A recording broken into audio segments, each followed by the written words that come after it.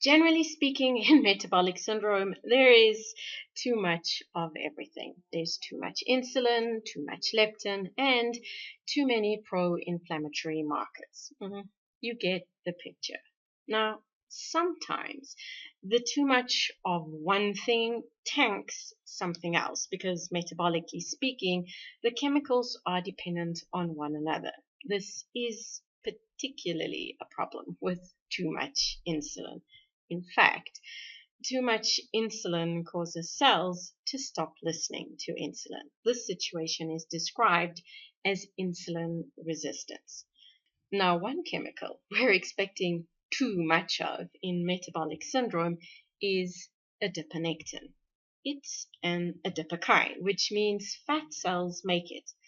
And anytime you've got lots of fat cells, well, adipokine production should be humming.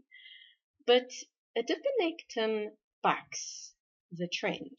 And this is unfortunate because adiponectin's claim to fame, it makes you insulin sensitive. Yep, there is a chemical that campaigns for insulin, encouraging cells to respond to his badgering. And you guessed it.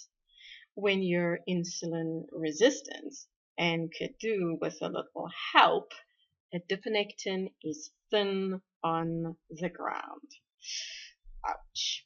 Interestingly enough, in a type 1 diabetic, adiponectin levels are on the high side.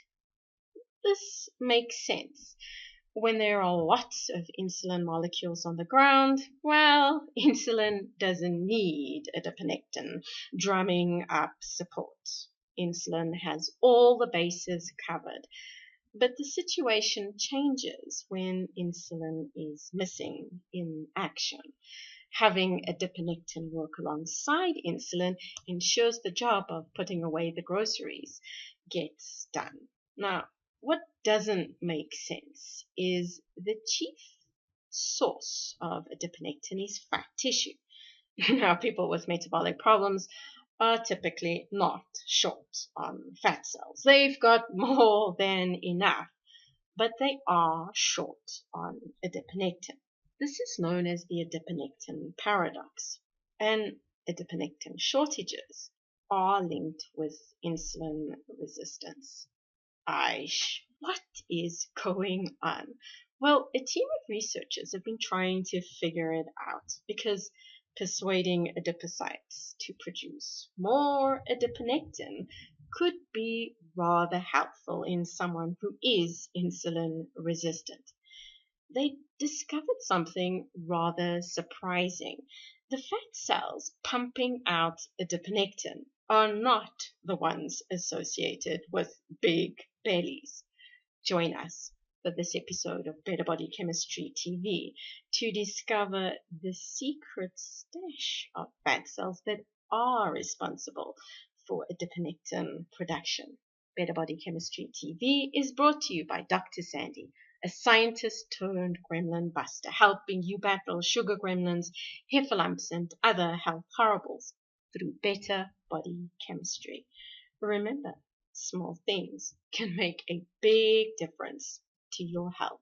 So, where are these special fat cells found? Well, they're actually found in your bone.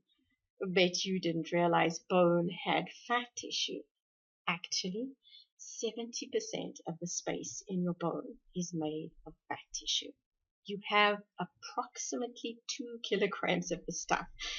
It even has a special name called MAT, which stands for marrow adipose tissue. Now, if you're carrying extra fat elsewhere on your body, odds are you're also carrying extra fat in your bones. So you shouldn't be short of adiponectin. Unfortunately, fat bones aren't necessarily healthy bones. Scientists suspect that the fat in the bones is not actually marrow fat, but regular fat that is moved in. This is what happens in your liver and pancreas. What they do know is when it comes to adiponectin, MAT is a player. Around about now, I'm sure you're thinking, how can I get my MAT cells to come to the party? At this stage, there's no easy answer. Not much is known about MAT. Accessing MAT is a nightmare. What is known is the one group of peeps who have adiponectin levels in the stratosphere are people suffering from anorexia. It seems serious calorie restriction causes MAT expansion and adiponectin levels come along for the ride. So, starving is one way to boost MAT fat levels. But this is not particularly appealing. So is there a plan B? Well, since calorie restriction is synonymous with low insulin levels, the recipe for more adiponectin is less insulin. So step 1, in your quest for more adiponectin, work at keeping your insulin levels in check. If you want some help, download the Willpower Report. You can find the link in the description below. But there's more to the adiponectin story. If bone marrow fat cells are responsible for churning out adiponectin, you want happy, healthy bones as well. So what do bones like? Well, your first thought might be calcium. After all, they're made of this stuff. Supplying adequate calcium should make them stronger on the outside. But the marrow cells are tucked inside the bone. For them, happiness starts with happy hour. They like drinking, not booze, but blood. Get active. This will go a long way to make your MAT cells feel good. And when your MAT cells feel good, you're more likely to be more insulin sensitive and have better body chemistry and better health. Interested in discovering more ways to create better body chemistry or need a little help getting your body chemistry on track? Visit our website at www.betterbodychemistry.com.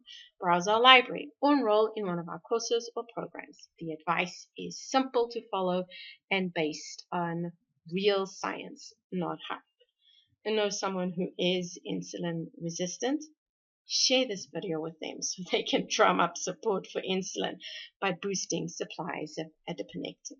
If this is your first time here, be sure to subscribe to our channel so you catch future episodes of Better Body Chemistry TV.